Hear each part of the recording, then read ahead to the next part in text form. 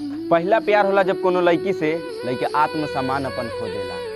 कि पहला प्यार होला जब कोनो लड़की से लड़के आत्मसम्मान अपन खो देला आ जेकरी आंख से निकली न एक बूंद आंसू वो लड़का भी प्यार में रो देला। दुखवा केहू से नयापन बतवले होई लोर केतना विरह में बहले हई।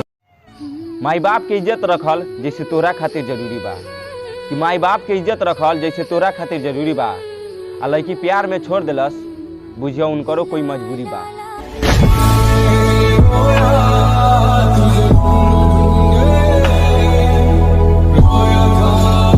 याद आवे बीतल होली हमके आ दिल के एगो सवाल बा।